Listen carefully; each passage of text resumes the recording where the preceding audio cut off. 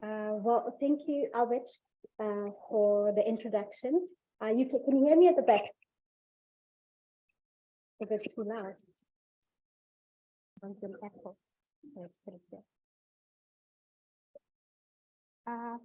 I think first and foremost, I should say that it's an honor to be in this panel with all of you esteemed colleagues. And I look forward to my presentation as well as contributions from the floor as well as online.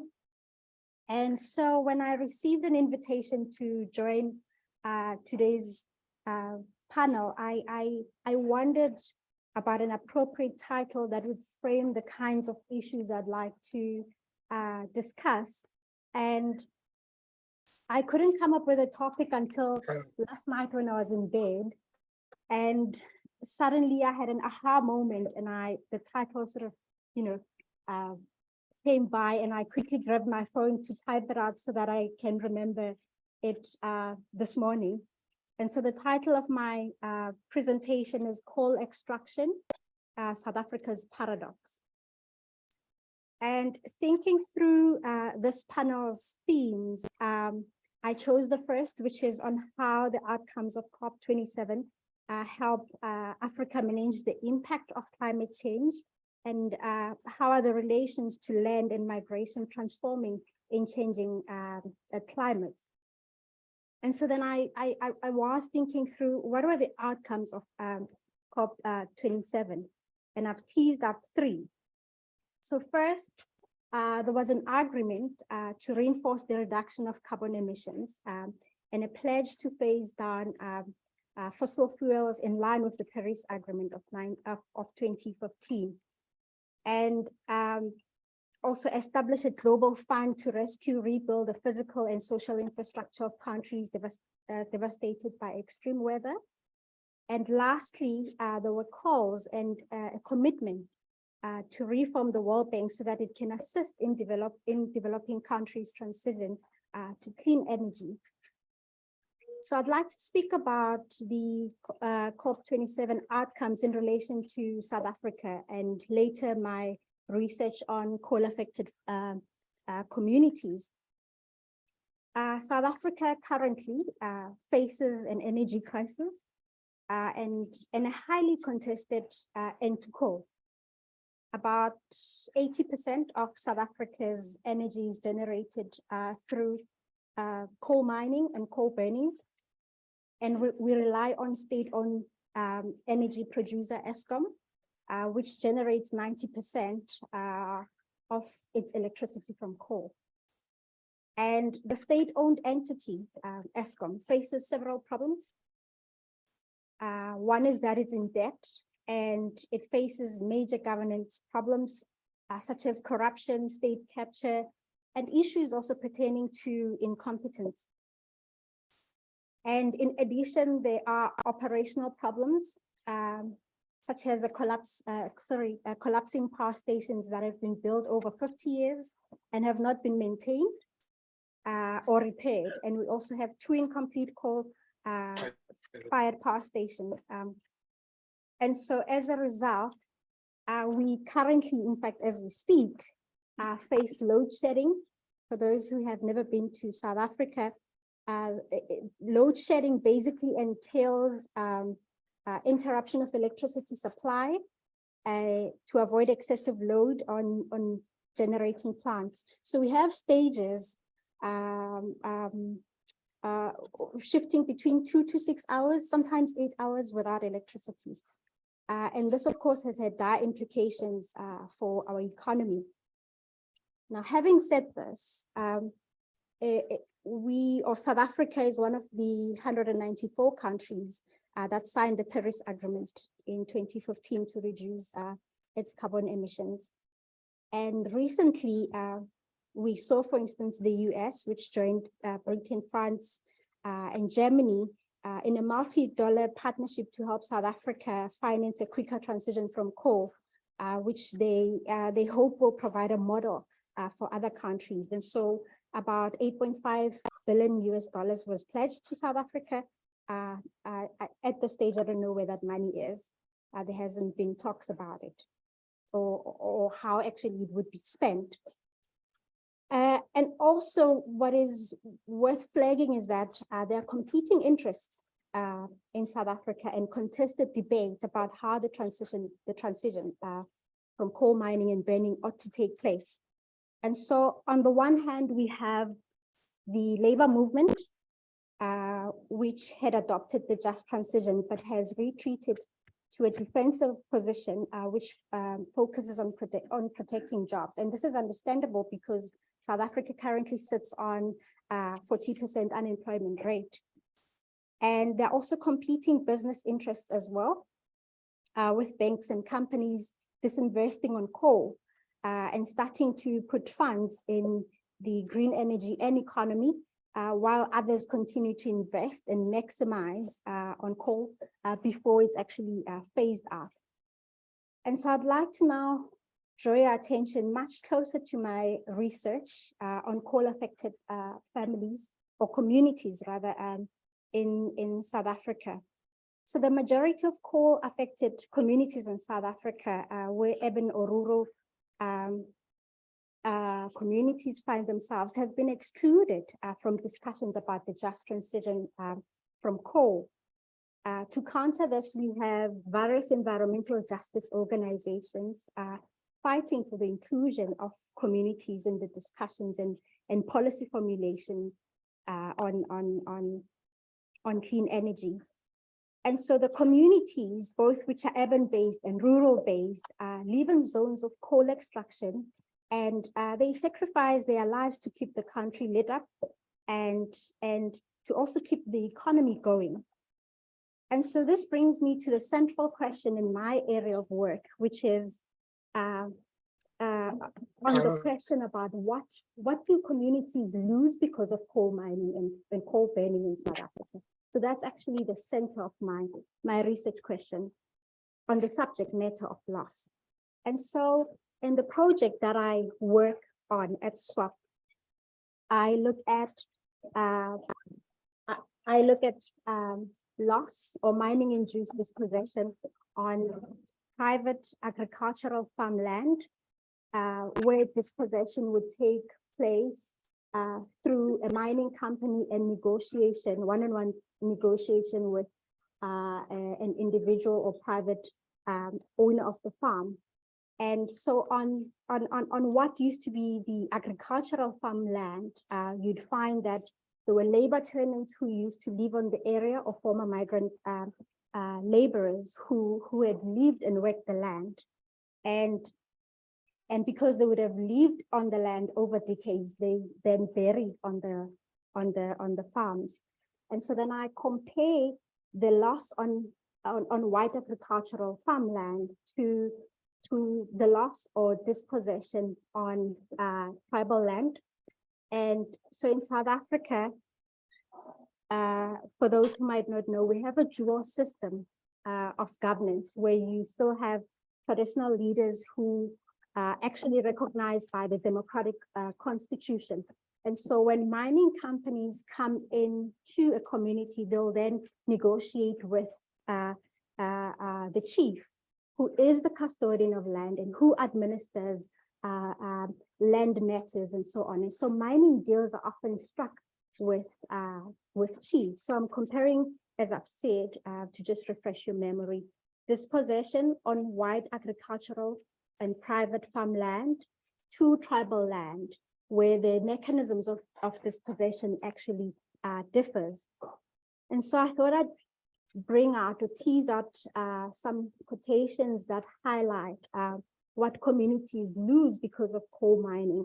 And just to say that often communities lose their land, they lose their homes, they also lose their ancestral graves. So usually these are relocated or desecrated to make way for mining. And it's quite common in South Africa for this to now happen. And they also lose their land-based livelihoods. And so I thought I'd just bring in some of the quotations, which I've drawn from the families that I've engaged with and also the different communities. And on household relocations, I spoke to one elderly man, and this is what he had to say about his home being relocated. He says, I did not want to leave, so they packed my things and I sat and watched them. They never issued a date. They simply showed up on the day. Inside the truck, they combined my things with my neighbors. It was not one truck per family.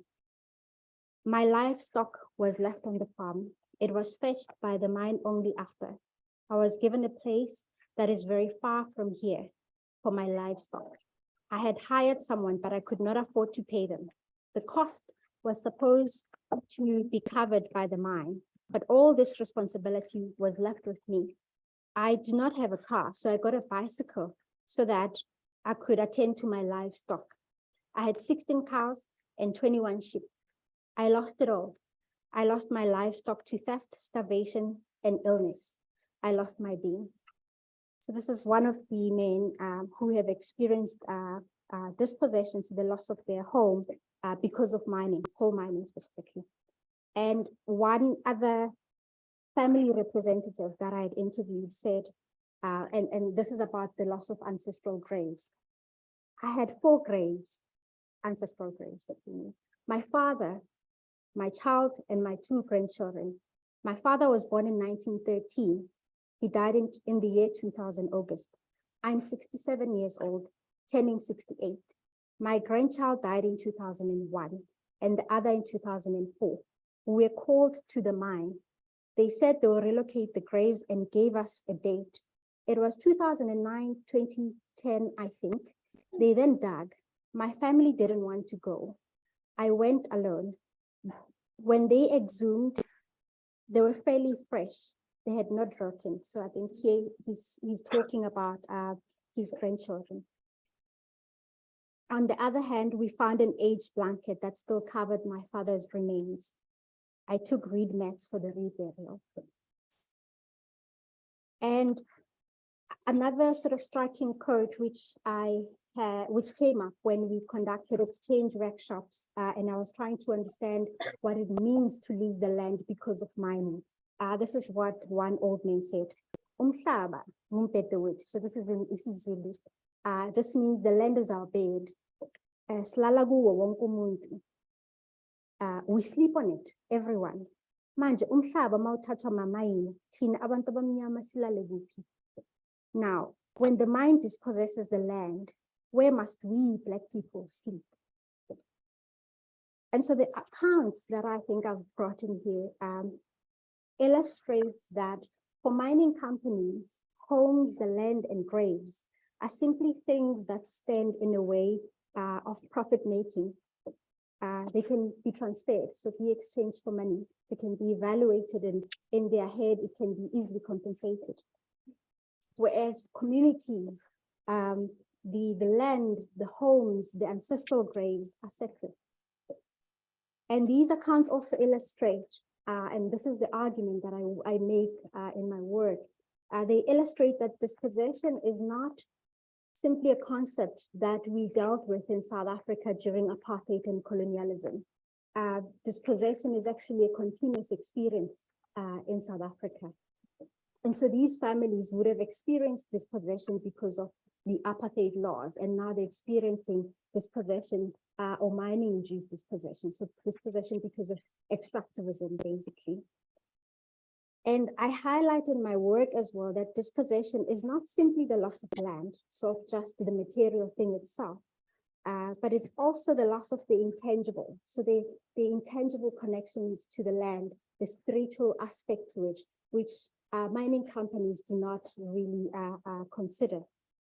And so their case studies, and I'm coming to an end, their case studies illustrate that there are tensions in the South African mineral law and the land rights, particularly informal land rights on tribal area, where, for instance, communities have informal land rights and they live on communal land. And as I've said, the land is administered by a traditional authority. And so when we put the informal land rights versus mining or the mineral law, basically the making of profit and extractivism trumps the protection of heritage, the protection of cultural rights, the protection of land rights as well. And so I hope that in my discussion, I have highlighted the paradox that I started with, which I had an idea when I was just in bed last night, which is to show how we have signed the Paris Agreement, right? And we are working towards having clean energy. But at the same time, we have the issue on jobs, which we have to protect, which is that many people, probably 125 people working in the coal sector, are going to lose their jobs. But we also have the issue of that there's mining companies who are trying to extract as much as possible as it is open, but also because of the crisis that we currently face because of electricity. But then communities then experience the injustice of all of that. But I also hope that at least from this discussion, I question, which is to put it out there, particularly when we think about projections, that this kind of dispossession can actually take place within the green energy regime, in the building of solar farms, in plants and so on. This kind of dispossession can take place once more. So we need to ensure basically that the transition is just going forward. Thank you. All right. Yeah, okay, thank you so much, Dr. Dine. I think that's appetizing, right? And I think we see the dilemma and also how she's trying to bring out a number of issues to do with land dispossessions, and also like where are we headed to? So with the 2023, it's a forecast, but also we have got the SDGs, the COP 27. It was also focusing on the direction that we want to head to. But now we see that we've got problems of having clean energy. On the other hand, also the issue to do with protecting jobs, like especially in the rural areas where there's mining is happening.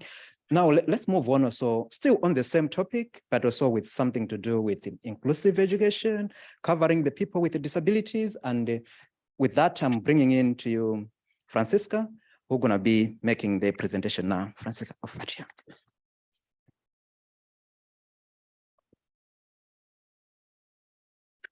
Hi, hello, thank you very much. And it's been a privilege to be here. I think that'll be present. Yeah.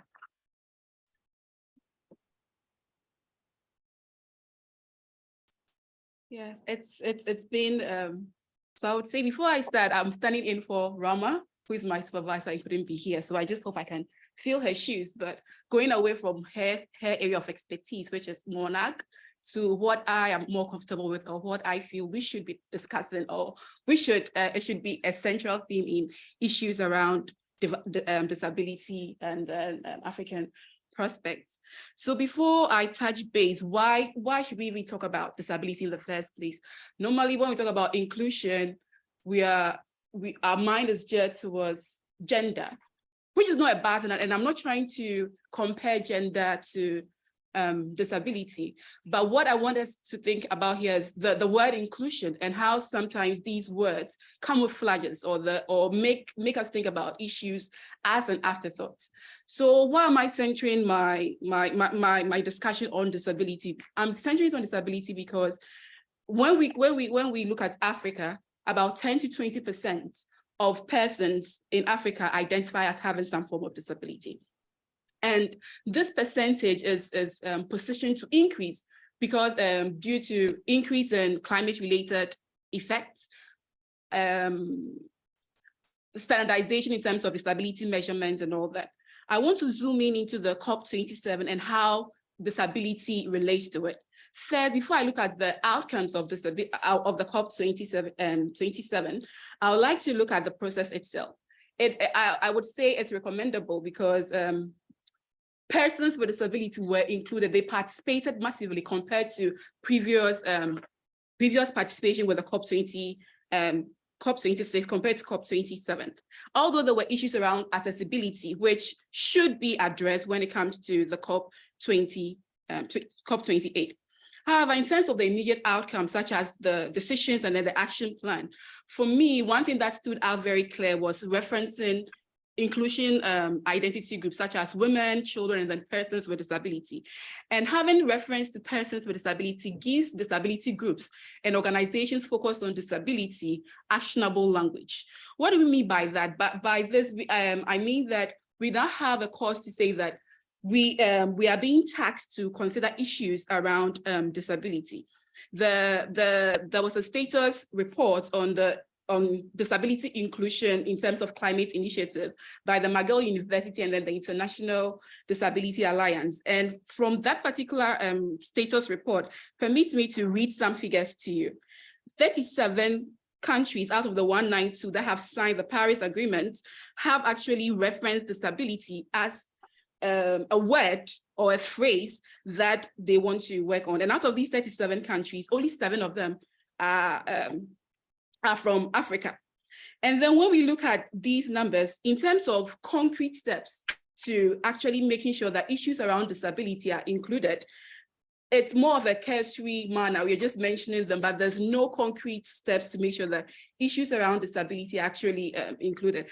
And so this brings me to a question that has been, I feel people need to reflect on and then understand. Why is disability or issues around disability seen as far-fetched? Is it because, yeah, I think that I have a lot of opinions when it comes to but it's a question I want you to think about. Why are issues around disability always seen as far-fetched? And we always think about it after maybe we encounter issues around disability or we encounter persons with disability. Why is it that it cannot be a central issue? If we think about disability as a group that anyone can join at any particular time, it could be genetics, it could be climate change. For example, floods can bring about climate-related disability. It will be improvements in terms of identifying persons with disability. There have been instances where people as old as maybe 50 are being identified with disability issues. What I mean is, maybe as they were growing up, there were issues that they were not even aware of. But then, due to improved technology, improved identification mechanisms, we are now more and more aware of disability. This means that this population is likely to grow. So I feel we really need to sit back, and when we are projecting Africa, our prospects, our forecast is to think more internally and think about being selfish for once, that this is a group that anyone can join at any time, and we need to really centralize issues around disability. Also, when we come to the climate, I'm still looking at the COP 2027. There are 5 main issues that came out for me that I feel should have disability as a cross-cutting issue. The first, which I think almost everyone here would agree with me, is the facility on the damage and the loss and damage, which has the potential to unlock a lot of capital, not just for countries, states, but also ensure that private sectors are also involved in issues around these mitigating against the issues around climate change. So when private, for me, I believe that in increasing or in harnessing these facilities, we need to be conscious to mainstream issues around disability. The second that I would also want to talk about is in terms of agric. And for me, that was one thing that I felt came very out strongly with the COP 27. And agric is one of the main backbones in Africa and Ghana, where I come from. And you have some sizable number of persons with disability being involved in ag. So what I think for me, my argument here is that whatever issue we talk about, be it climate change, be it agriculture, be it the private sector, be it politics, we need to center issues around disability. And we shouldn't hide around the lenses of inclusion. We shouldn't hide around the lenses of gender and then just camouflage the issues around disability. So moving forward, what I would say is that looking and forecasting into Africa, we'll need more research into issues around disability.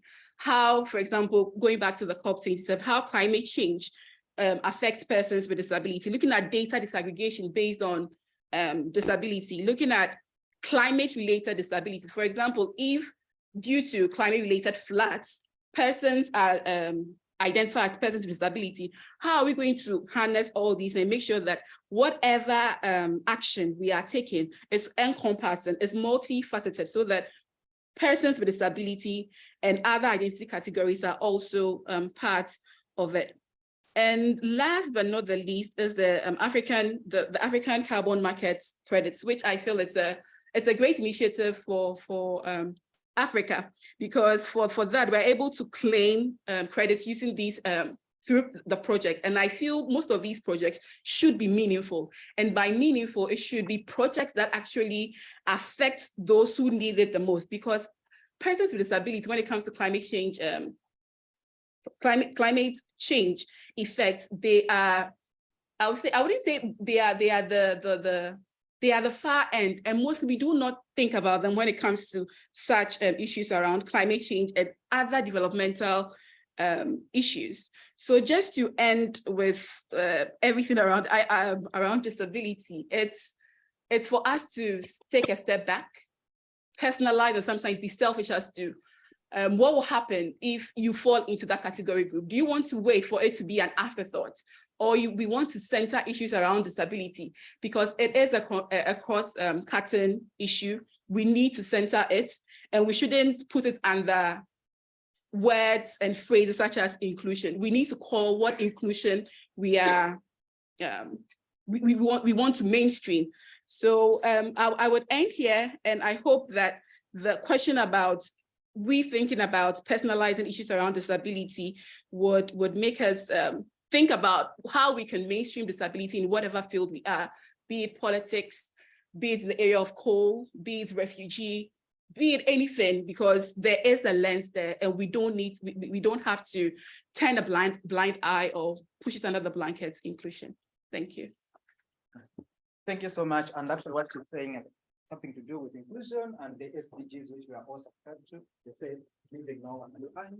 So whatever is presented to us here tells us that we really need to step up our efforts, and let's look at a number of issues. And I've seen a number of students and a number of faculty in the room who are also doing research on climate change, humanitarian issues.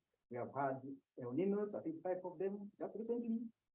How are the people with disabilities supported in escaping from maybe floods and so forth? So we'll come back to that, and I hope we'll get more comments from you when the discussion time comes. Let me now move on to Tosin, who will be talking to us something related to elections and also inclusion as well within the politics and also refugees issues.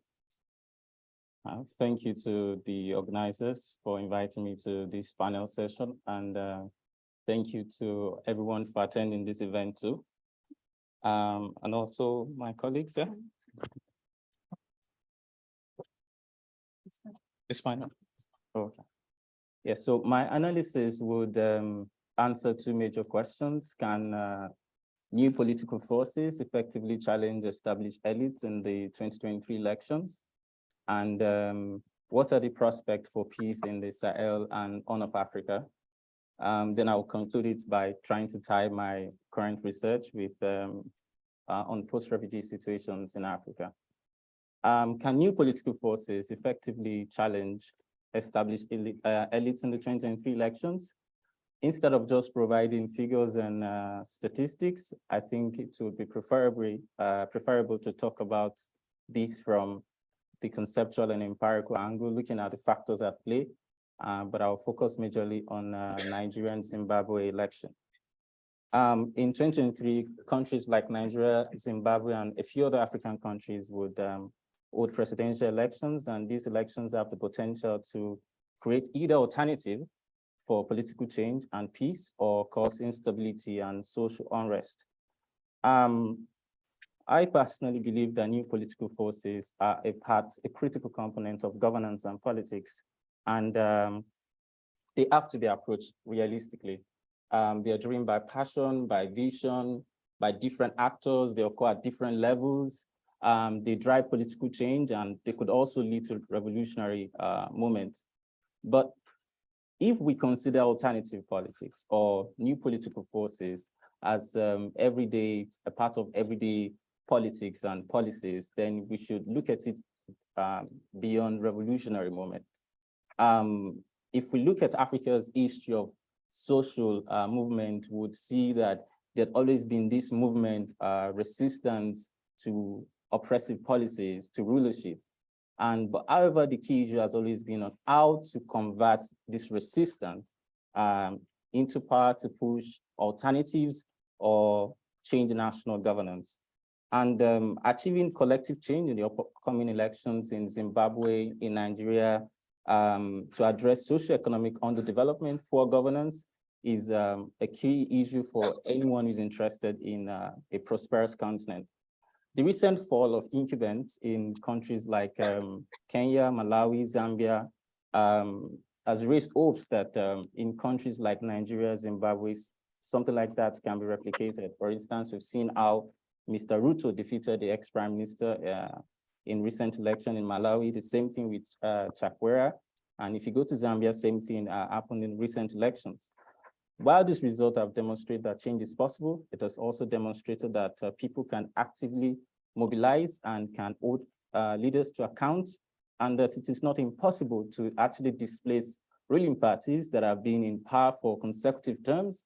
This has shown it, but we can also look at it critically that these candidates who have gone on to defeat incumbent have been able to actively mobilize the citizens across diverse sectors. And they've been able to present a manifesto where that resonates with the citizens, regardless of their status and political affiliations. And this shows that democracy is a continuous working process. But does this create optimism for elections in Nigeria and Zimbabwe? Does this mean that this can be replicated? I think that new political forces face challenges in Nigeria and Zimbabwe due to timing, due to sequencing, due to certain issues like lack of unity. I believe that alternative politics, as it's currently played out or playing out in Nigeria and Zimbabwe, is a bit different from what it is if we're looking at it from the conceptual angle. For instance, some citizens in Nigeria and Zimbabwe have embraced presidential candidates like Peter Obi of the Labour Party and Nelson Chamisa of the Citizens Coalition for Change as alternatives.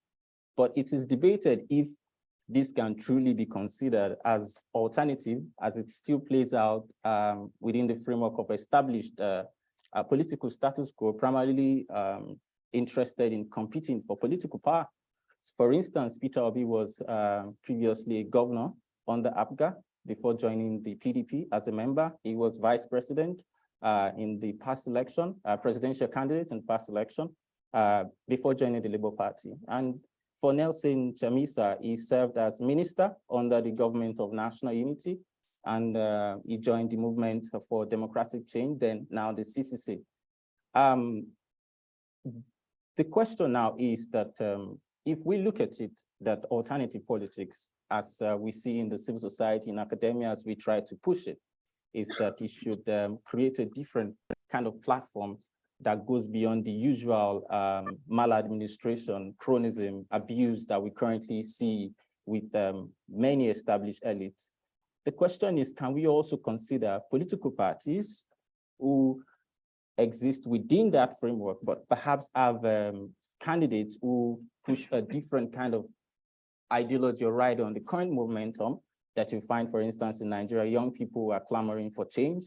Look at the socioeconomic underdevelopment in both countries, Nigeria, Zimbabwe.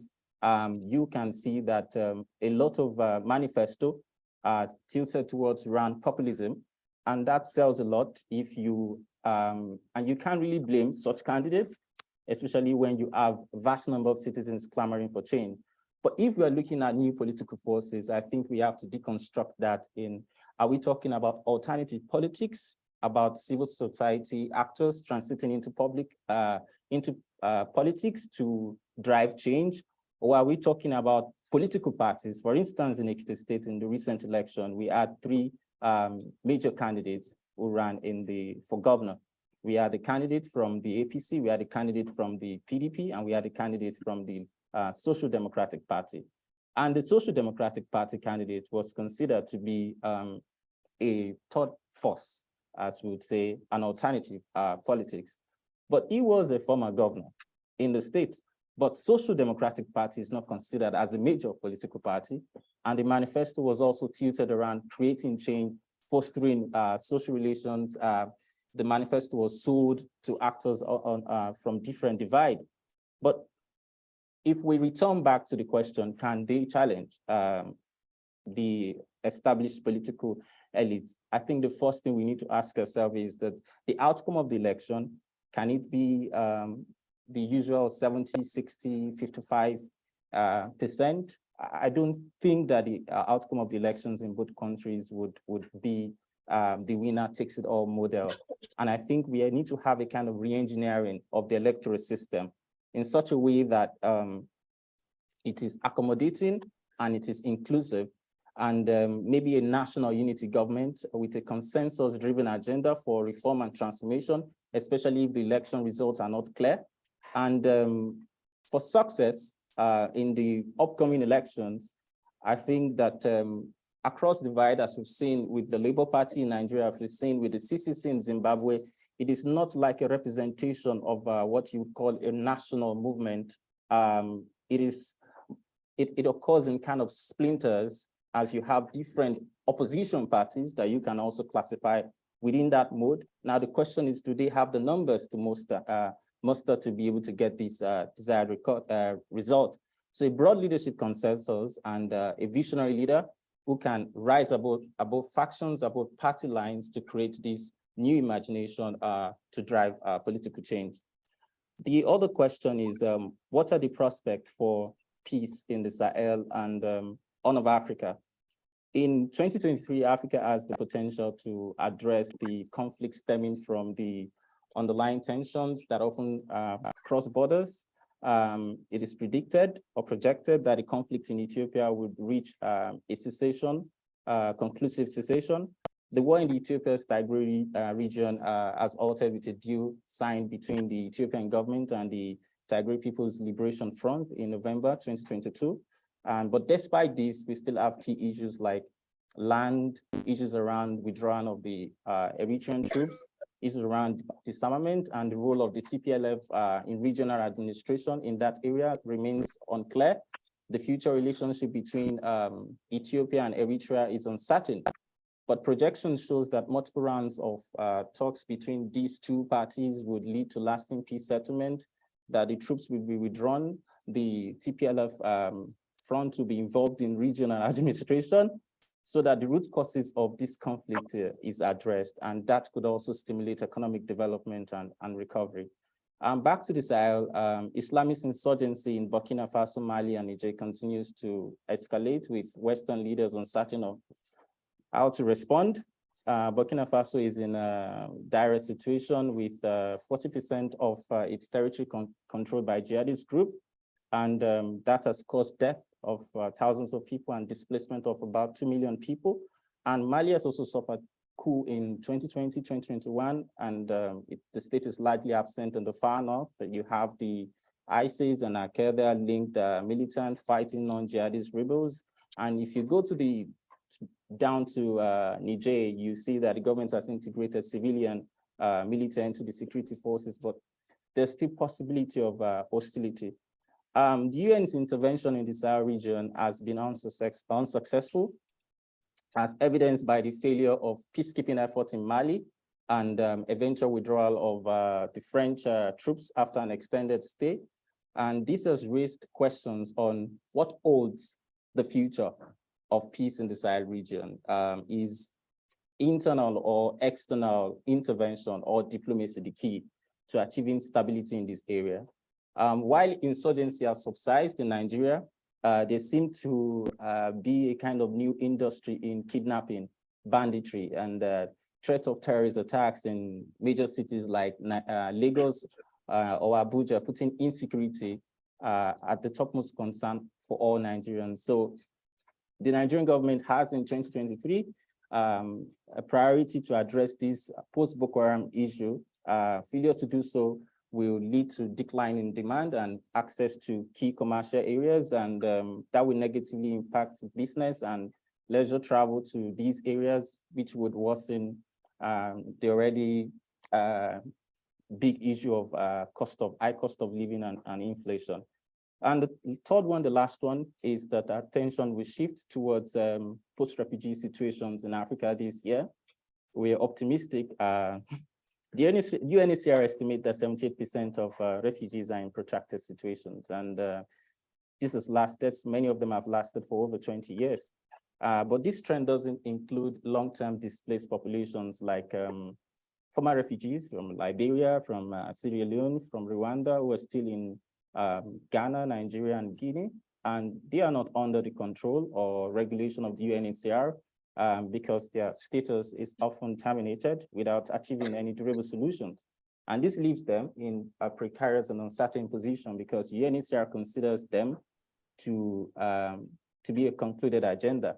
We classify this group of population as residual refugees, as those who remain in the country of asylum following the repatriation of their fellow nationals.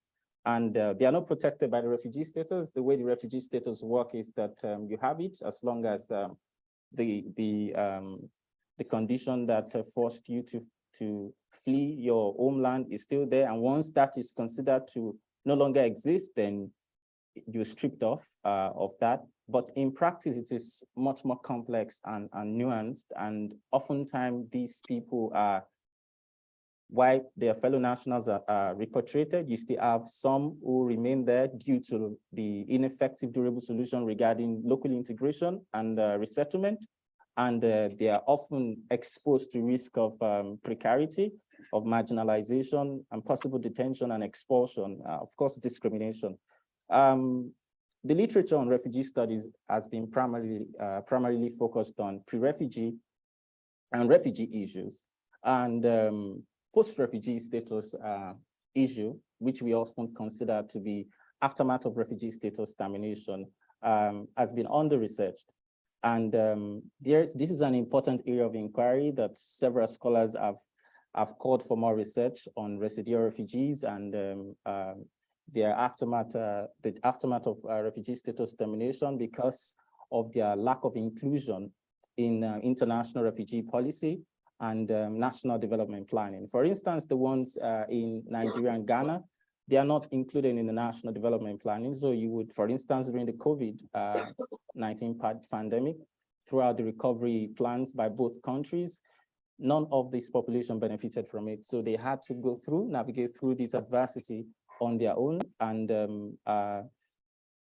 in response to this call, my thesis, Explore Post-Refugee Status Life, to provide a better understanding on how precarity and marginality expressed and contested, and how the power of control and techniques of control and exclusion of those community members are also contested. It will be interesting to see how empirical findings from my research can give rise to different ways of framing concepts like precarity, power, that may challenge, subvert, or refine how such ideas are deployed, based on the experiences of this kind of population that we find in Africa that often dominate the theoretical space.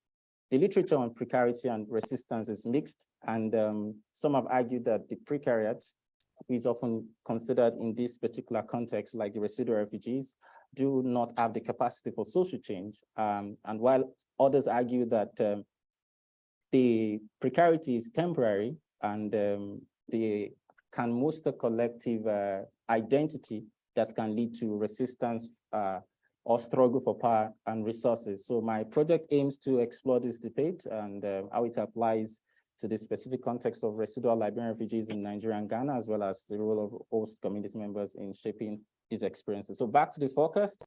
My prediction is that this year, the UNHCR origin countries and the countries of the host government would find a way to address the lingering issue of protracted displacement, and especially residual refugees who are no longer under the control of the UNHCR. This is important. It is also important to give refugees the agency to choose the kind of durable solution that they want, rather than the forced repatriation and local integration, which through history, it has not worked. And giving them the choice to choose would help us avoid this lingering issue of residual refugees still in closed camps, still in countries of asylum. And hopefully through this, we can address the issues surrounding this marginalized population. I thank you all for your kind attention. Thank you so much. Yeah, so now let me not talk more. Let me now invite Dr. Nicholas Westcott. So you'll need through what all the people said. So what things should be the Thank you very much, and thank you to all the presenters. I'm much less expert than them, so I'm going to offer just a few general thoughts on three particular questions: debt, demography, and drama.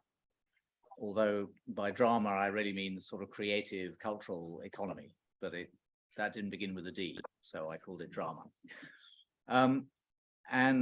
We've already covered disability and democracy, so they're well sorted. But to put those in context, I think during 2023, Africa is still going to be impacted by what I consider three megatrends. Megatrends being trends over which governments have no effective control, and four sort of conjunctural trends which they do have some influence over. And the three megatrends are climate change, which will continue whatever the governments do. We can take action to affect it in the long run, but not in the short run. In the short run, we see African environments and African populations are already being increasingly heavily impacted by climate change. And we saw that in rainfall patterns, drought in the east, floods in the west, and just about right in the south in the past year, and bumper crops because the rains were good, but that followed several years of drought. So it's becoming erratic. The second mega trend is demographic.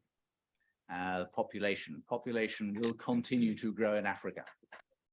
And again, in the short run, governments can do nothing about that. There will be more mouths to feed. There will be more children to educate. And that actually leads into the third mega trend, which is urbanization. And of that growing population, more and more are moving to towns. They will be living there. Again, there's precious little governments can do about that.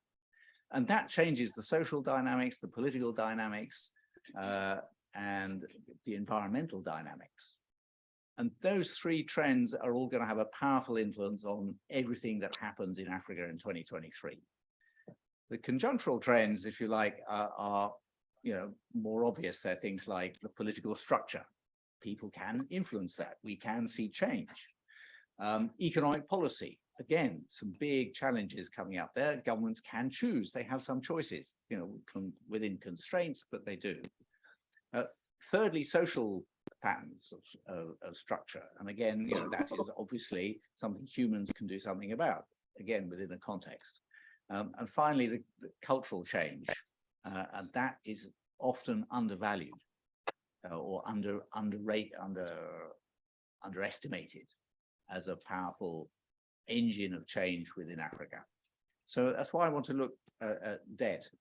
First, on the economic side, the last few years, Africa has been subject to a triple whammy.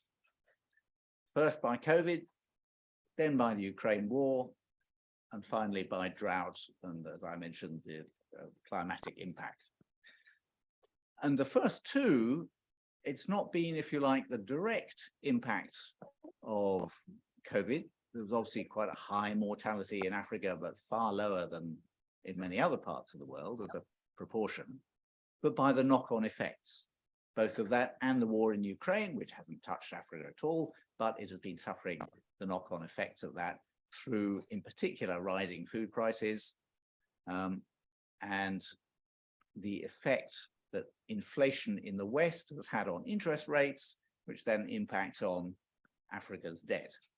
A lot of African governments chose an economic policy to fuel growth through borrowing, because for the last 20 years, interest rates have been low, access to capital markets has been easy, many have raised government bonds, they could borrow domestically as well through treasury bills, and this made lots of money that they could then spend, sometimes on useful things, sometimes on staying in power, less useful things, but there was money available, and that world has ended. And that's why we now get a big discourse about what are we going to do about African debt. And it's not so much that the debt has increased, but it has become unaffordable because of the rise in interest rates fueled by the Fed's response to inflation in the West arising from sort of post-COVID increase in demand and the Ukraine war's impact on the energy markets and everything else.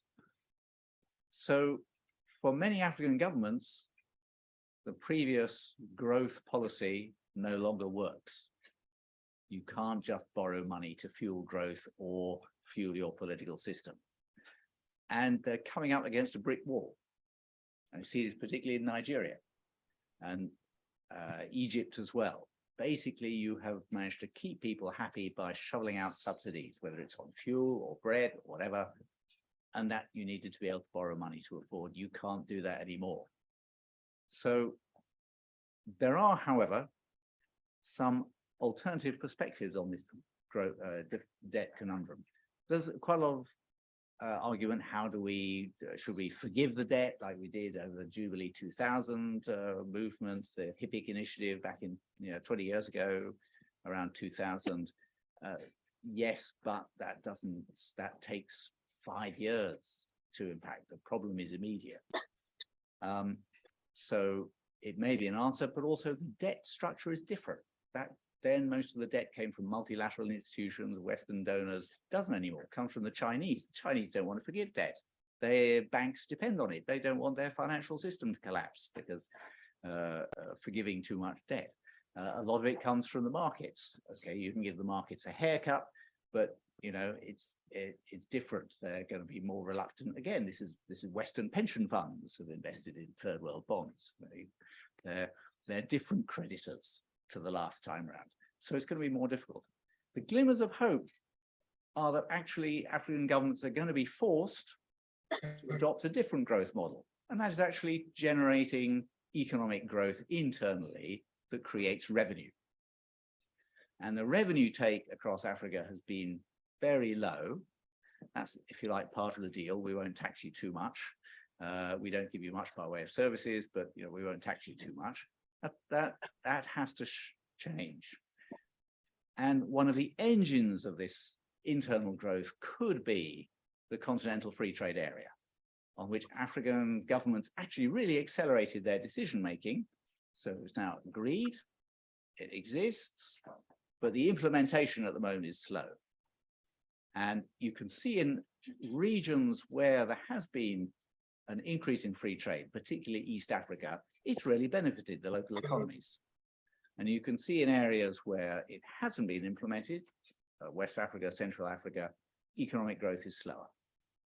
And it's a question whether African governments themselves are going to say, you know what, I know it's difficult to implement reduction of these tariffs. We have to stop protecting some of our domestic interests. That's going to hurt my friend who runs a factory that only exists because of the subsidies.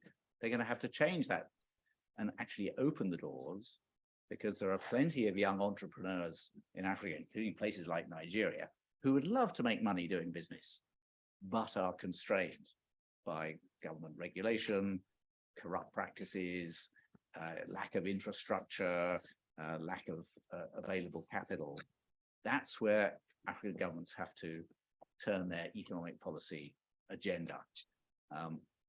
Secondly, I mentioned demography. Here too, that links to the first one, because with a growing school-age population, as well as young unemployed people, African governments are going to have to look much harder at delivering what these people want. There's nothing more dangerous politically than unemployed young men, particularly if they have access to guns. And guns are quite widely available. And if you want to empower youth, give them a Kalashnikov, and they go and take whatever they want. That's not a good solution for society as a whole. It's not a good outcome for governments, but it will happen unless governments take proactive steps to increase services and free up that potential. Governments can no longer just keep creating jobs that they will pay for in the public sector. They never meet demand, and they will just run the dry. So they have to create an environment in which people can make their own living. And that is possible. It's been done elsewhere. The recipes exist, but they're going to have to adopt it. One of the other great sparks of hope for 2023 is that one of the most dynamic sectors across much of Africa is the creative sector. Africa is a cultural powerhouse in the world, and we see that. These are exports. You can make money from it. You can generate income. You can create employment. We see this through the cinema, the film industry in Nigeria, in Senegal, in Kenya, and South Africa. This is where there is growth. And there's a global market out there. Music is the other one, huge revenue creator for African governments or for Africans. The problem is you have to allow that to happen in Africa so that all the African artists, writers, filmmakers aren't in exile, aren't in America or Europe or somewhere else. They have to be able to develop. And this is existing in Kenya, Senegal, Nigeria, in particular, Ghana as well. You actually have domestic creative industries. And it spreads beyond just the cultural sector. It goes into fintech, it goes into high tech generally, where a lot of smart young people are using the mobile phone revolution to create African solutions for African problems. So it is directly linked into the economy as well. But again, a lot of this entrepreneurial enterprising energy is frustrated by governments that can't deliver an environment in which they can use it, to the extent that many then leave and go and live overseas. So those are sort of three areas, both of challenge, but of huge opportunity as well for Africa in 2023. And I'm an optimist that it will come out well in the end. It just, the end probably won't be in 2023. It may take a little bit longer. Thank you. Just give them a hand.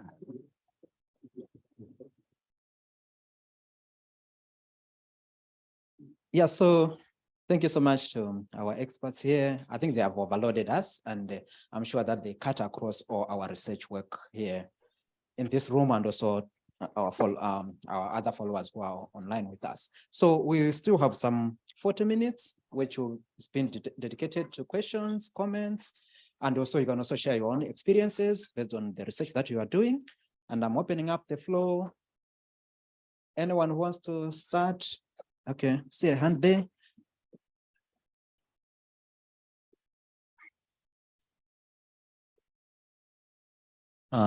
Very good evening to everyone. My name is Abhinav Jose, and I'm coming from University of Stirling. So my question to you is like, what kinds of job opportunities? Because first of all, let me tell you my qualification. I did my engineering, and I'm just doing my international conflict and cooperation. So what kinds of innovative or job opportunities that can be a better solution for climate change in the days to come?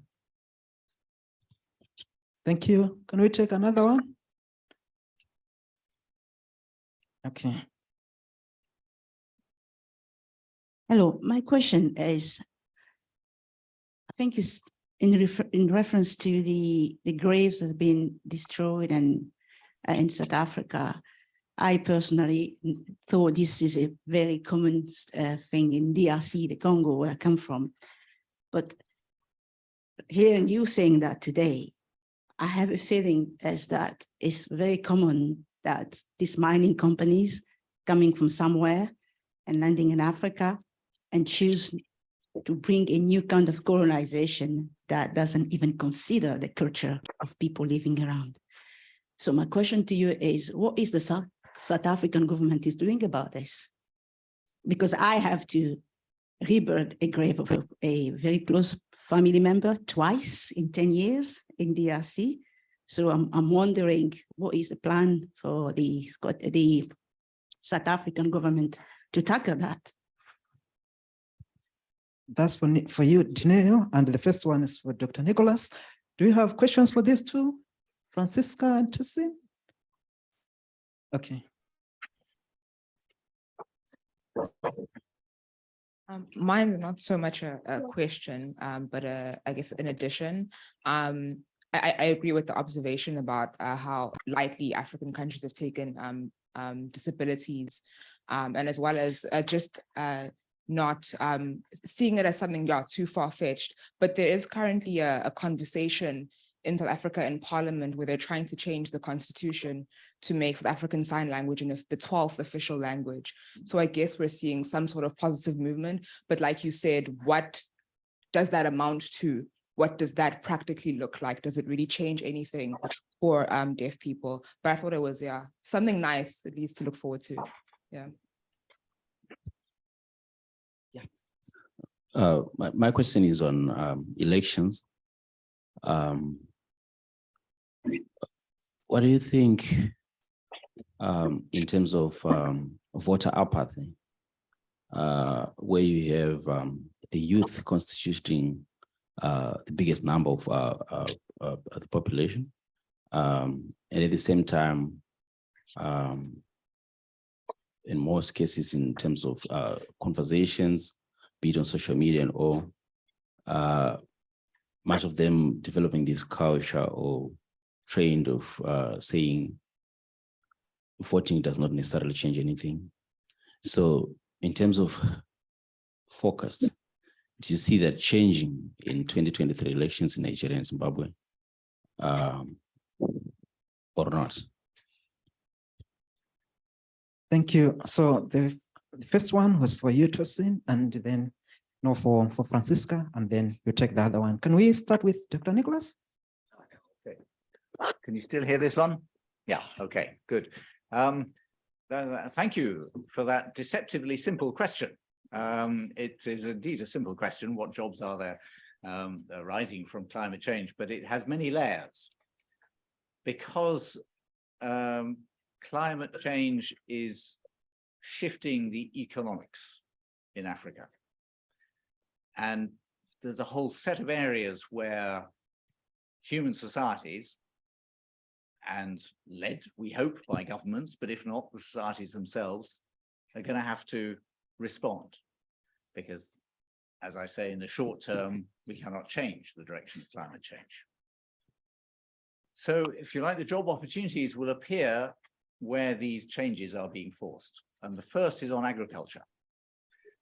And there is a great deal of research already being done of solutions that are available to adapt agriculture to the probable shifts in climate change, whether it's building small retention dams so that the increasingly intense rainfall is captured rather than sweeping away crops. So you actually have to change the way you handle water in rural areas so that you can keep water that comes in short bursts rather than regular downpours, and use it then for the agriculture. And there's a lot of opportunity for people to say, I've got a solution here, to spread best practice to communities who will continue farming the way they traditionally have, even though it produces less return, until somebody either learns in the community or gathers from outside, actually, do you know what, we can handle this changing weather pattern in a different way. If you're faced with more regular droughts, how do you use groundwater? How do you store water from the times that it comes? How do you make most efficient use of the water through drip-feed irrigation rather than just canals sloshing around? So there's a whole set of solutions there, but they need to be rolled out. Governments need to support it. Aid agencies, UN agencies need to make this solution available. There's a tremendous amount of work available there to help adapt agriculture. The other is in the urban environment. As I said, urbanization is accelerating, and urban areas in some ways are even less well adapted to climate change. We've seen it in the death toll from the floods in West Africa over the past year. And how do you create a built environment in urban areas that can resist higher heat, so people aren't dying of overheating, that can resist harder rainfall, so that the shanties aren't washed away because they've been built in the wrong place or the wrong materials. And again, there's tremendous opportunity there for people to come up and say, look, here's a simple, cheap solution, but urban authorities have to take some responsibility there and say, right, we're not going to allow you to build in this area, so we have to make the place available for you elsewhere, to construct more robust infrastructure in all its forms, in not just drainage, but also electricity supply and the rest. Third big area is energy. And there's a big debate now about Africa's energy transition. And we heard about it a little bit on the South Africa case. You know, South Africa itself has secured potentially $8 billion in funding for its energy transition to move away from coal towards renewables, but it's been very slow to start implementing it, partly because the big vested interests in keeping the coal going, the coal communities, all these people are going to lose their jobs. You know, we've got coal-fired power stations, we've got to use them.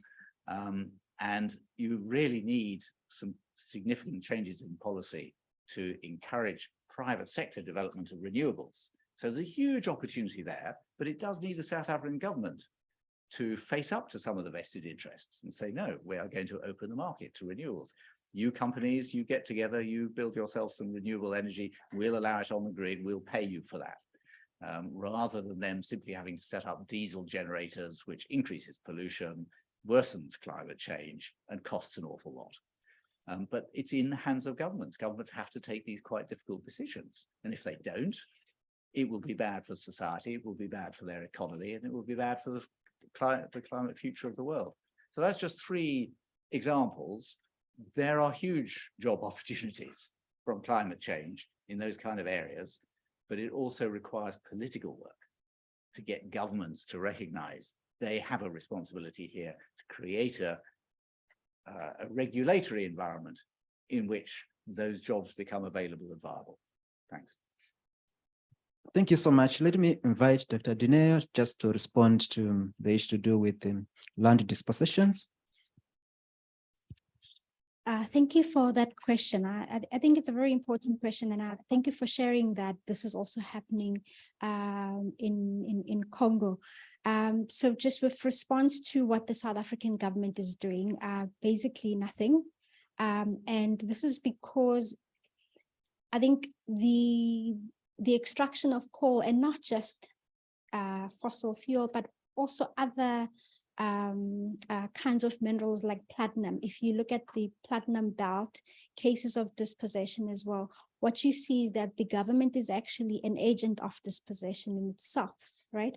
Because they actually do benefit from the dispossession of communities. And so they do gain, for instance, from corrupt deals, sometimes take money, which was meant to rehabilitate the land, and not use this for such.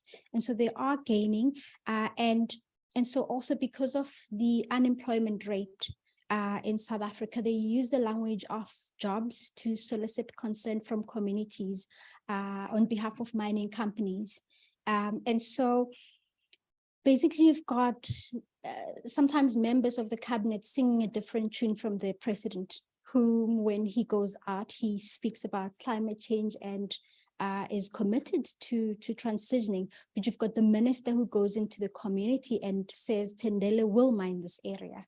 And so those are some of the contradictions that you find within the government. And so civic organizations have actually become much more relevant because they play the role that ought to have been played by the government, because we have basically a failing state.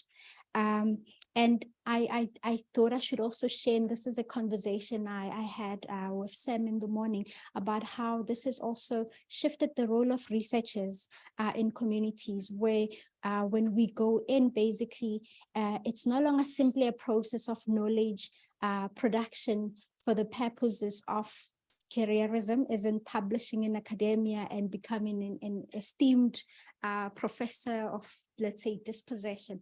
Basically, it has put researchers in a place where they actually have to make a difference. So you become an academic activist.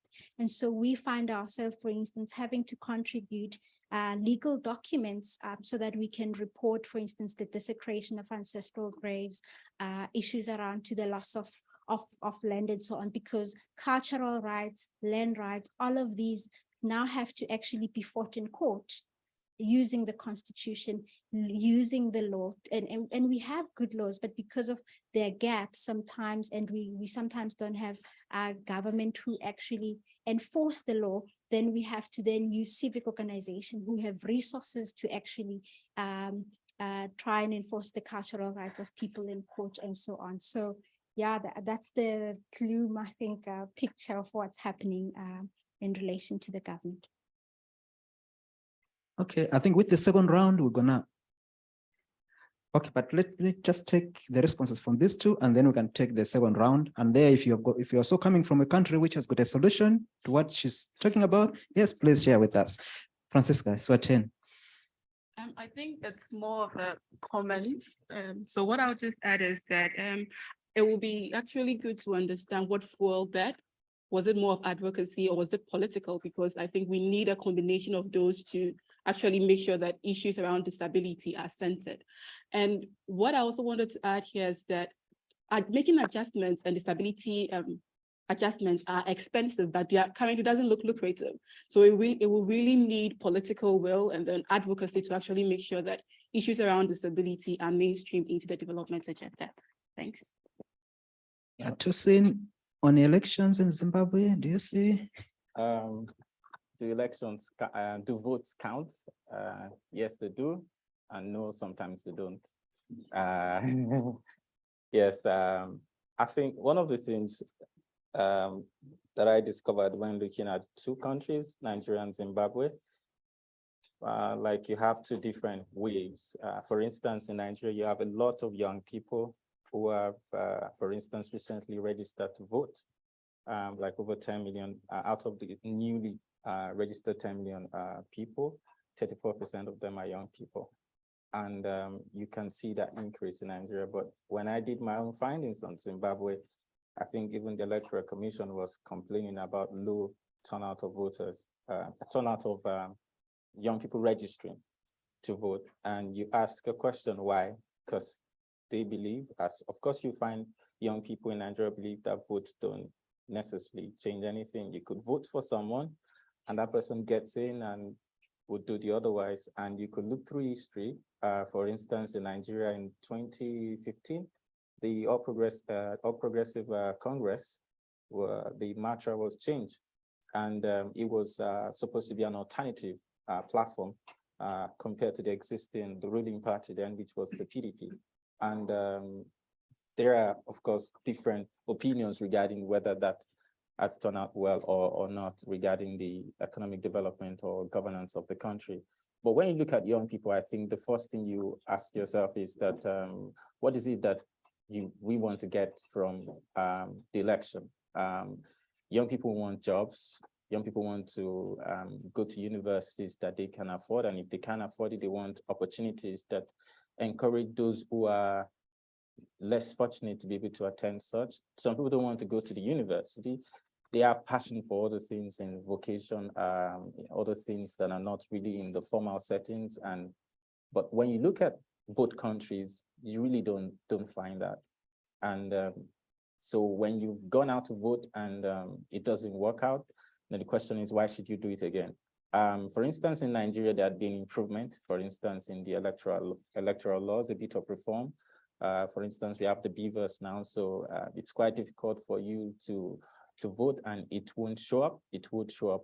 But the question now is, how do you address that large number of voters' apathy that has been in trend for years? And how do you get young people, for instance, in Zimbabwe, and young people in Nigeria to actually participate in elections? So it's beyond just registering to vote or getting the, but it comes back to the other question during my presentation, which is that are we really having the kind of people who have the manifesto that speaks to kind of large number of young people from different sectors that we can trust? I think the major issue is trust, which has been broken for years. And whether we see changes in the election, I think for instance in Nigeria, we see large turnout of young people going to the ballot to vote.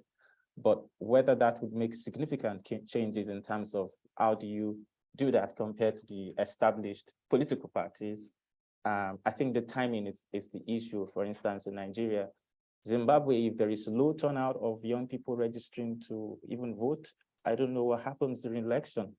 But I think that for the first time in Nigeria's electoral history, we would find a third candidate actually pushing the established political parties to the edge.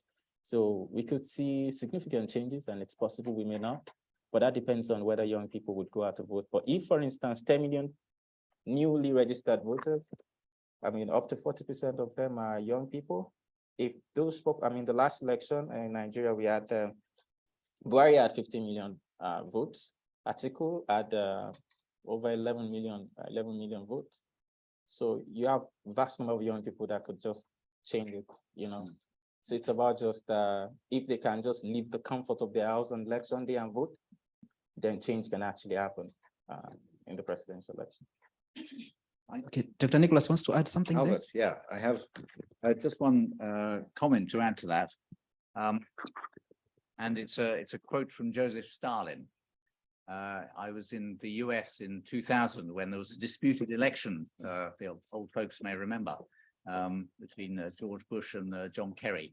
And it all came down to the counting of the votes in Florida at the end, and which votes should be included was a decision that lay in the lap of the Florida Supreme Court. So I visited the Supreme Court, and outside were lots of media vans and satellite dishes and the rest, but on the corner was a guy selling T-shirts. And the T-shirts he was selling like hotcakes had a picture of Joseph Stalin on one side, and on the front was a quote from him, which says, "It doesn't matter who votes. What matters is who counts the votes." And this is still true, which is why you want your electoral commission to be upright, honest, and transparent. We hope it is. Thank you. Okay, thank you. Let me invite the second round of questions. Is that one? Okay. Yeah. Thank you very much. I just have some comment to make on Nigeria and Zimbabwe. And I think I want us to just think around this. Does it necessarily mean that alternative politics must translate to winning elections? It looks so simple, but I think conceptually that really drives a lot about what alternative politics here is. In Nigeria, for instance, I'm a Nigerian, so I'm familiar with the politics. Believe me, if you are from that country, you'll be familiar. So there's an argument about the Labour Party and that it won't win. But I keep asking myself, and this had led to debate between me and my friends many times, that is it must for me to vote somebody that I know is a criminal, even if I know the tendency of the person who could change the country will not win? So I think it's as simple as that, but I think there's a need to reflect on that. So, but I think there's something different between Nigeria and Zimbabwe, and it's in respect to apathy, voters' apathy, it's the nature of the candidacy. In Nigeria currently, I don't think there's any wave that is as close to what we have from the Peter Obi movement. Like it or not, people see him as a saint. And that's why even the person that is poor is spending his or her own resources on demand to say, you must get in there. But the question again is, either they spend their resources or spend their time, must they win for us to conceptualize alternative politics? Thank you. Okay, thank you. There was another hand somewhere here.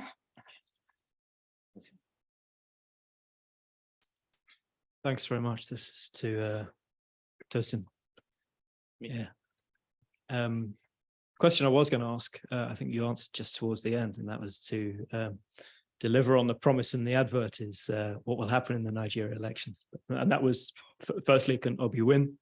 I think you're saying under some circumstances, perhaps, and Triple C as well. Can Triple C win? But yeah, you partially answered that. So I'm going to move to the Sahel. You mentioned violent extremist organizations. You mentioned the international ones, ISIS, Al Qaeda, and also the withdrawal of French forces. Yeah.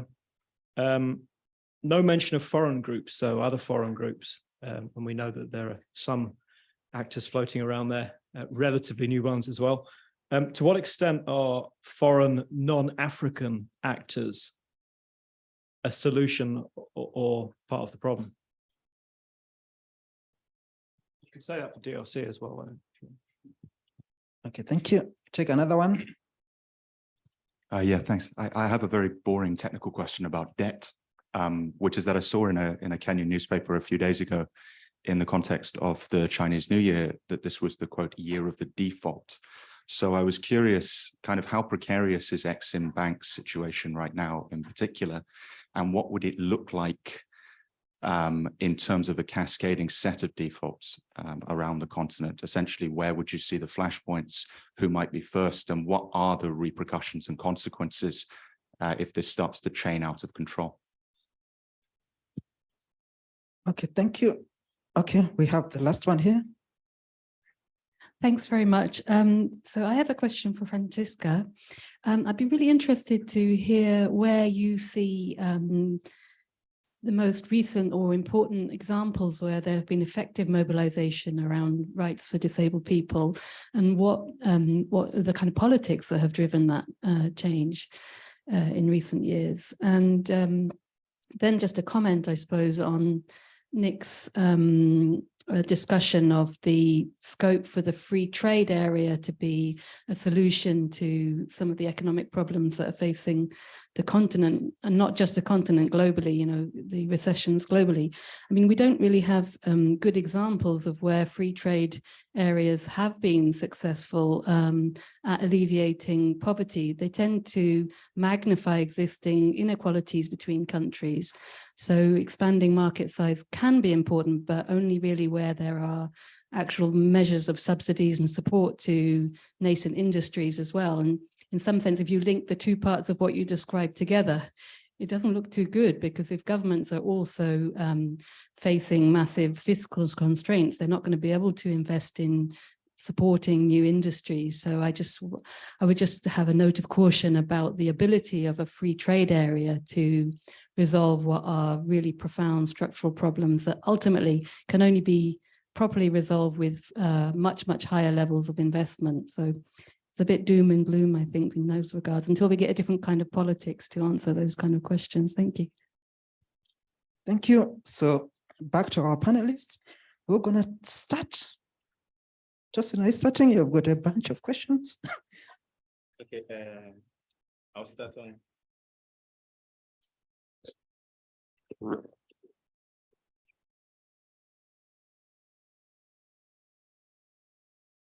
So I would start with is a comment or a question. The point he raised is an important one, because if we are looking at alternative politics within the context of if Mr. A flies a platform that does not belong to the ruling party, I mean, it's different from the ruling parties or major political parties, then that is alternative politics. So the success of such, what we describe to be alternative politics, depends on whether Mr. A wins or not. But I think that is superfluous in terms of the conceptual engagement of that.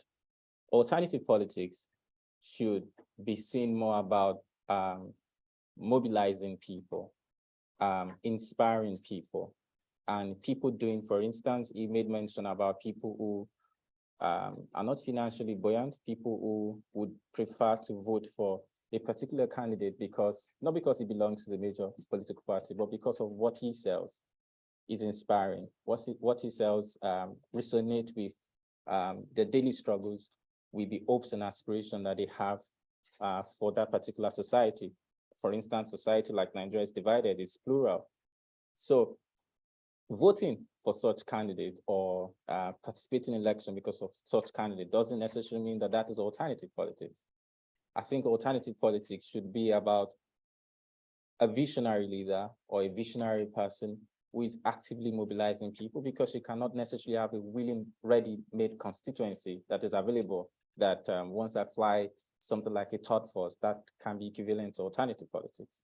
So we should take that outside, or like new political forces, as some people would categorize that to be. We should take alternative politics away from it being decided by what happens during the election. It is something that should be considered in the long term. For instance, if we look at the Peter Obi phenomenon, it goes beyond just Labour Party. It is a representation of what, not just young people. Yes, it is being championed by young people, but by other people who feel like it is time for something outside of the norm.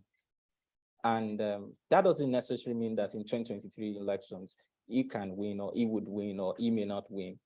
But it's about what is the long-term implication of that in terms of the political environment of Nigeria as we have.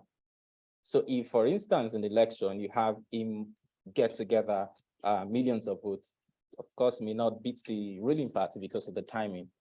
But what would that represent in terms of confidence, in terms of mobilization, actively mobilizing people for the forthcoming election, I mean, the one after 2023? How would that affect even local politics itself?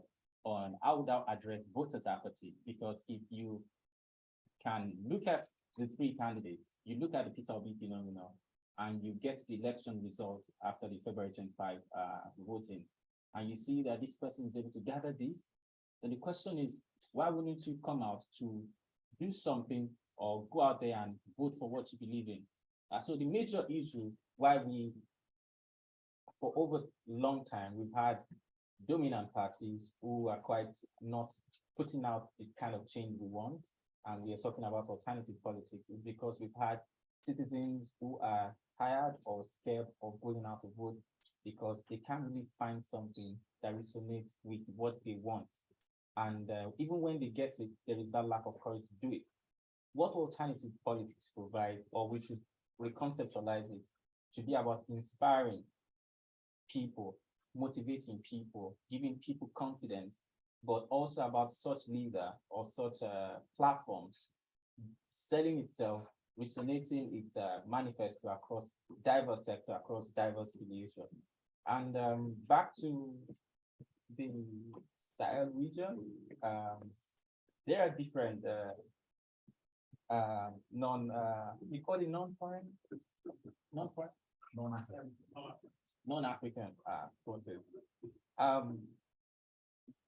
don't think that for the region itself, for instance, if we look at Nigeria, we have Lake Chad surrounding us, and we constantly, I think it has subsided now, constantly having this issue of Boko Haram terrorism, but we now have this ice drop thing now.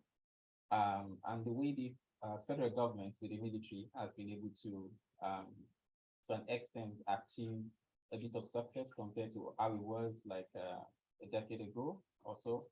I think we most likely need to focus on improving our own, I'm speaking as a Nigerian, improving our own military infrastructure rather than seeking out what you call as non-foreign actors, not seeking out people who are not in the military or people who don't really understand that particular terrain.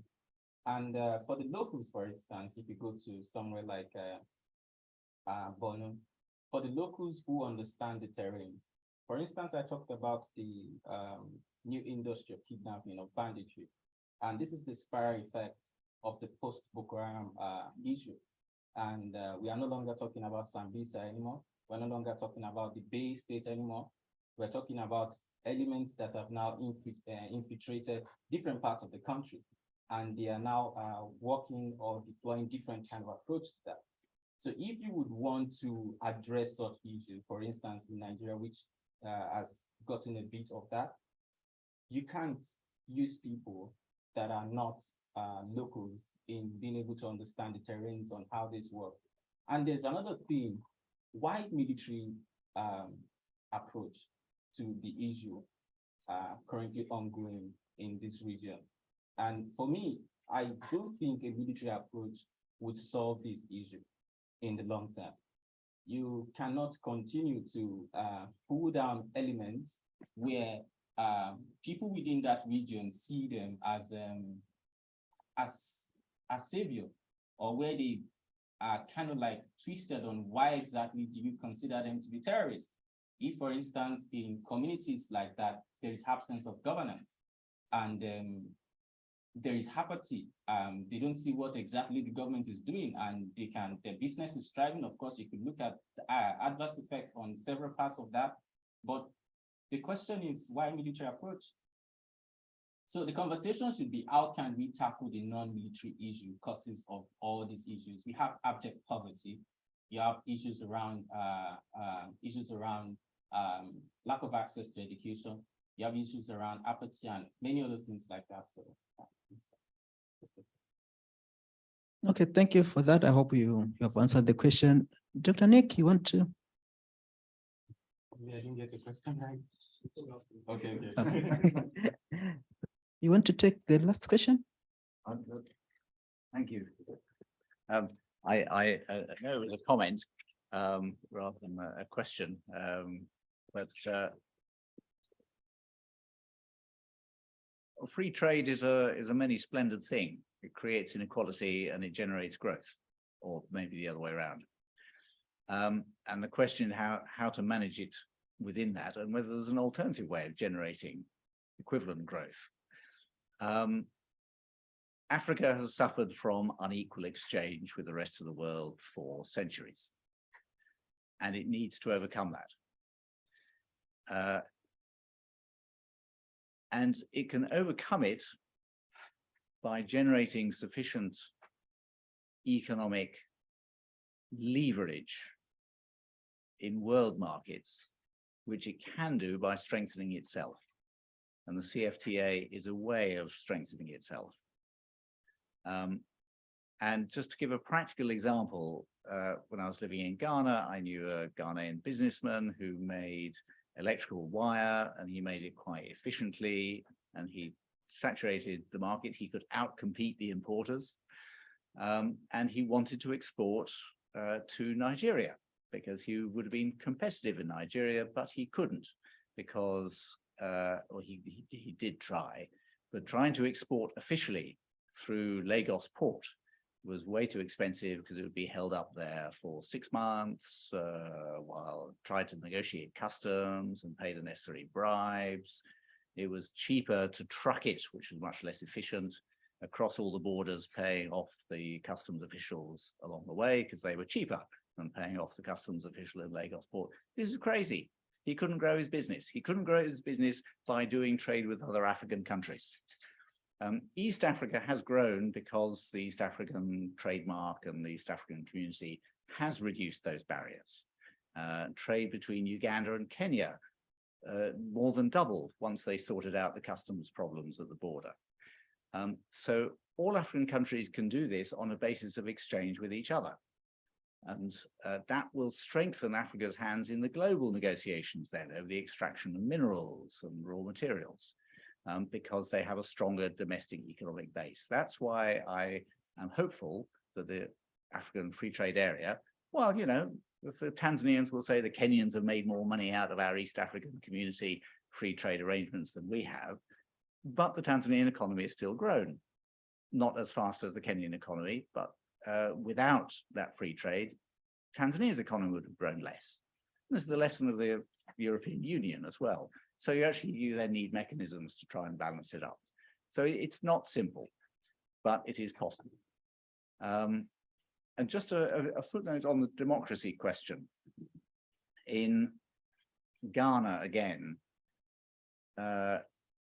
it took a long time for the opposition to build sufficient momentum and ensure a level enough playing field that they could defeat Jerry Rawlings.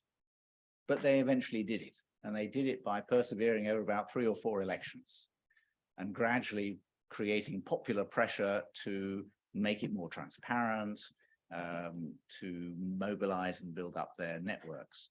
This is what I think may start happening with this election in Nigeria. That this will not be the revolution, you know, transformation in one fell swoop. And democracies very rarely work like that. But it then becomes a process whereby popular pressure for a more balanced democratic system will start to gain weight. And as you say, I think I agree with Tosin. If Peter Obi is seen to have made real traction, get a lot of votes, people say, actually this could work. We do have to pay different attention. It may be the APC and PDP will then start adapting themselves, having a younger candidate, perhaps, you know, allowing a more transparent system themselves. I don't know. So it won't happen overnight. The democratic transformations don't. They are incremental, but you need to keep pushing because that incremental change will, in the medium term, make a big difference. Okay, thank you. And what question? The last one, as I check if we have got something from online. Okay. Okay, so thank you very much for the question. And with respect to the climate justice and climate change, which is one of the prospects in this year, one country that has done a lot with respect to climate justice, when we talk about persons with disabilities, Vanuatu, and with their nationally determined contribution, the NDCs, you'd realize that in as much as they've mentioned persons with disability, they are conscious to actually indicate at what level are we going to engage them? In what forms are we going to engage them? What are some of the accessibility requirements needed? So we could draw on that insights to actually, as we go along to prepare our plans, our action plans, to take insights from Vanuatu. But let's bring it back home to Africa. Tanzania and Malawi, for me, are 2 countries that have moved issues of disability forward when it comes to capturing data on disability in their population census. Ghana has done well, but the reason why I'm singling out Tanzania and Malawi is that they go beyond the Washington Group's short set of questions, and it's a tool that has been devised to capture data on disability that we need to use. But they have that tool has its own deficiencies, and they've looked into the local context. That issues around albinism, it's really raging. People are being killed, persecuted, not whether you are dead or alive.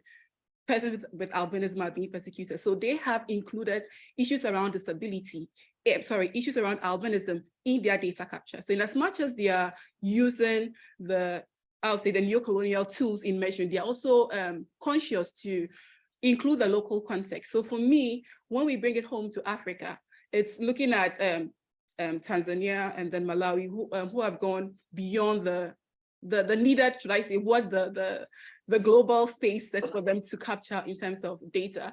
Ghana has graduated in our 2010 population census. It was just a dichotomy, yes or no, are you disabled, which has its own deficiency. People do not just, it's not a binary, you can't put people in boxes. And this past population census 2021, they adapted the Washington Group's short set of questions.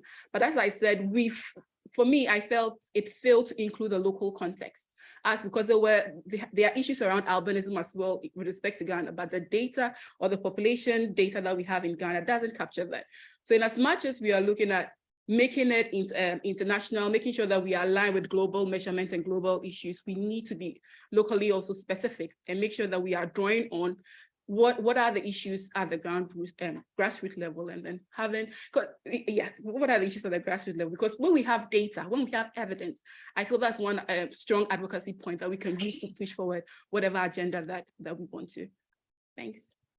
Okay, thank you. I think we have got one question online. Okay, so participant asks, reflecting on climate change impacts on food insecurity coupled with production patterns, war, conflicts amidst Africa's demographic dividend, what is the food system transformation pathway like? We're gonna take that one.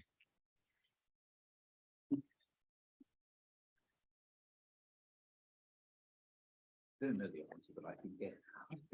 Well, I can say You something. say- I can say something about it. As I indicated earlier, one of the main highlights for me at the COP27 was talking about issues around ag, agriculture, and then the food systems. Although it failed to look at other requirements, dietary requirements or dietary changes that we need to make sure that we are making agri more climate smart. So in terms of food systems, I think for me, it will boil down to being climate smart. And by being climate smart, it's doing the old things, but in a different way, or in a different way that's more sustainable, and it's not causing a lot of emissions into the world. So for me, it's, for example, making sure that in terms of irrigation, because most most food systems or most food supply rely on rain-fed agric in Africa. So how, as you said earlier, Nick, how do we make sure that we're able to harvest some of these rains to make sure that we have it throughout the year? How are we making sure that we're not using the slash and burn system, the useful or new ways of managing our land, pest control, and the use of, I think, ICT can also, not ICT, but tech, digital can also help us to make sure that we are improving and also being smart in what we are doing. So for me, it's more about being climate smart, and by being climate smart, it's not to the local person or to the ordinary person. It's just finding new ways of doing the old things that we are doing in a better way to make sure that we are not polluting the environment. Just just one point to add to that. You can both use old ways too. And one of the problems with a lot of quote development has been a trend towards monocropping. And that is actually less adapted to climatic change. We see the specific example in Mali, where a lot of the alluvial area along the River Niger was turned over to Chinese investors who set up sugarcane product. You know, Mali imported a lot of sugarcane. Why don't we grow our own? It'll save us foreign exchange. It's suitable here, but it's very ill adapted to the environment. And the areas taken over had previously produced quite a wide range of different food crops that local people used. And instead, people were now having to import food to eat because they'd been displaced and replaced by this monocropped sugarcane. So actually, you need to put some of these development projects into reverse and go back towards. Now, that doesn't, traditional methods also need some updating, but, and particularly pastoral agriculture is in some ways a lot more efficient in arid environments, but the population pressure means there's still a huge demand from arable farmers to use this kind of area where actually be more efficient to leave it to the pastoralists. So there are a lot of quite difficult policy dilemmas for governments, and you have to be smart. But you know, a lot of the old ways were actually very well adapted to an erratic climatic environment, and a lot of development has not been so smart. Thank you. Let's get a final comment from Dr. Dineo. Just to raise one quick point, particularly on land-based livelihoods. In the areas where we work in South Africa, we've found that communities, similar to what he's been saying, have been using indigenous and traditional methods of farming. And I think these are alternatives, so to say. And I think communities have been forced to do this because if you think about coal and its production and how it needs, for instance, to be washed, if you think about like anthracite coal, it draws quite a lot of water. So basically, it's not just communities suffering from climate change, but also the companies sort of exacerbating the issues around access to water in the area. So then it forces communities to think of alternative ways to survive, but also to live off the land. And just to touch on a point which one gentleman had raised on employment, thinking about employment. It's interesting because in South Africa and in some communities, and I think if you Google this, you'll find it, there's one classic case of Efuleni, which is in KwaZulu-Natal, where the community resisted mining and they were saying they don't want jobs. And they've been saying they've been living off the land for decades. And you find families who actually show you evidence of having sold their livestock to actually take their children to university. And so what I think traditional communities are showing us is that we could actually maybe be thinking about alternatives to work or alternatives to jobs, which can be exploitative to some degree, which are capitalist. And I think if we are thinking, for instance, in relation to reform elections and so on, I think in Africa, we should be voting for alternatives, people who've got a different philosophy and who want to actually transform economies, not simply populist, which I think we see not just in Nigerian politics, in South Africa as well, and in Zimbabwe. And I think for me, that's my worry, that we don't have the kinds of candidates that have got a vision of what Africa ought to look like economically, but also philosophically. Are we looking to have a socialist Africa, a communist Africa? What is it? A classical capitalist Africa? I don't think we're having those kinds of conversations enough, either than which party is there, which candidate has been put forward. And I think in South Africa at the moment, we're looking for alternatives. There isn't an alternative.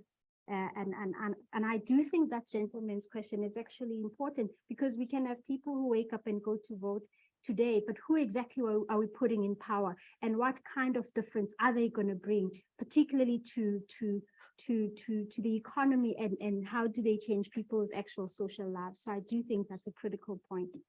Thank you so much. I think we can continue the conversation as we take some drinks. I know our throats are dry. So I think we're going to head to the doctors. So we spend some time there taking drinks, and you can also engage these speakers. They have got more to share, and also some concerns that you still have. Let's take them there. Thank you so much for your participation and it.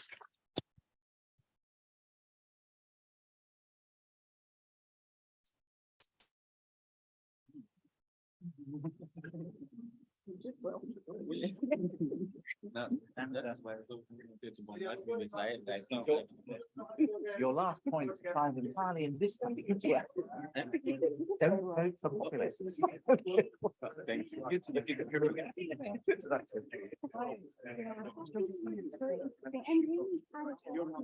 Because there are those kinds of seed disease and disability that come as a result of change in the